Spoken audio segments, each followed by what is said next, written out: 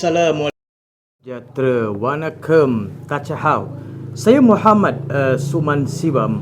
Hari ini kembali dalam satu isu yang kritikal yang sedang berlaku di Keningau, iaitu scam, modus operandi menjual lot-lot tanah dan menipu pembeli.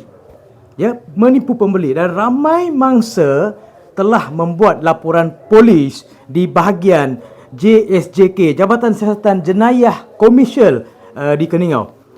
Dan ini bukan sembang kosong, saya ada bukti laporan berpuluh-puluh laporan terhadap penama Andy bin Awang. Andy bin Awang. Ini bukan satu perkara yang boleh diambil mudah, sebab modus operandi dia, sebab saya lihat ini adalah banyak berkaitan dengan pemalsuan dokumen, surat perjanjian-perjanjian yang palsu, dan ada juga orang-orang kerajaan daripada Jabatan Tanah, daripada Mahkamah Negeri, Mahkamah Negeri berkaitan. Jadi apa saya punya permintaan? Permintaan saya harap kerajaan negeri, PDRM, Polis Diraja Malaysia, Cawangan Sabah dan Bukit Aman di bahagian JSJ, Jabatan Siasatan Jenayah Komersial, masuk campur untuk menyelesaikan masalah ini. Sebab di sini terang-terang dalam Akta Kanun Keseksaan menyatakan Seksyen 420, menipu dan secara tidak jujur mendorong supaya harta diserahkan. Setiap mangsa yang jadi mangsa scam, mangsa penipuan terang-terangan ini adalah orang-orang biasa, dan modus operandi sama.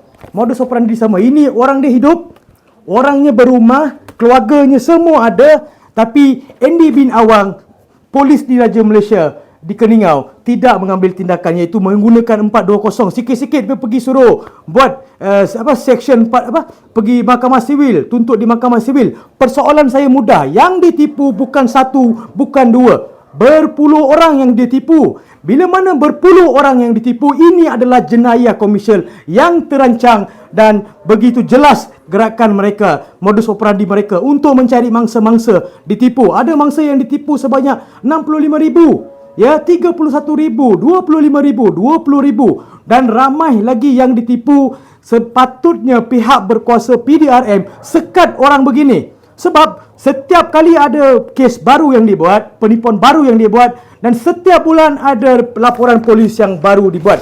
Dan banyak laporan polis yang saya ada adalah laporan-laporan yang baru, laporan-laporan yang sungguh jelas yang menyatakan mereka ini ditipu di bawah Seksyen 420. Jadi di sini saya sebagai aktivis pengguna Persatuan Pengguna Islam Malaysia menuntut Bukit Aman ataupun kerajaan negeri ataupun pihak berkuasa PDRM Sabah, Cawangan Sabah, mengambil satu pendekatan yang tuntas untuk menyelesaikan skema-skema ini. Dan ada lagi seorang, iaitu Ardi Aco, dan banyak juga saya dapat aduan. Tetapi saya nak fokus pada Andy Awang ini. Adakah mereka menggunakan kuasa, salah guna kuasa? Adakah ini adalah kegiatan rasuah terang-terangan untuk menipu mangsa? Jadi ini adalah perkara yang kritikal dan yang melanggar sistem undang-undang dengan terang-terang. Ini yang saya boleh sampaikan. Ini laporan saya dapat. Semua dokumen yang saya ada ni, ini data ni. Data yang boleh dipertimbangkan.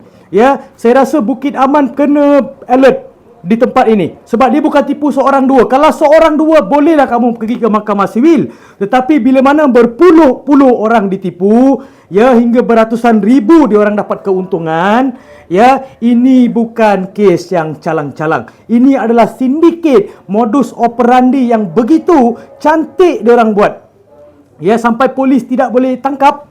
Seksyen 420 terang-terangan polis boleh sabitkan dia. Kita nak perkara itu. Sikit-sikit, kalau satu dua orang pergi, bolehlah kamu bagi cadangan untuk pergi mahkamah. Tetapi yang report ini berpuluh, beratusan ribu untung dia. RM1, RM2 pun dia tak pernah bagi. Sampai dia blok orang. Jadi kenapa daripada awal PDRM tak blok orang-orang begini? Kenapa biarkan jenayah-jenayah komersial yang begitu jelas berlaku di Keningau? Ini persoalan saya. Sekian, terima kasih daripada saya Muhammad Suman Siwam.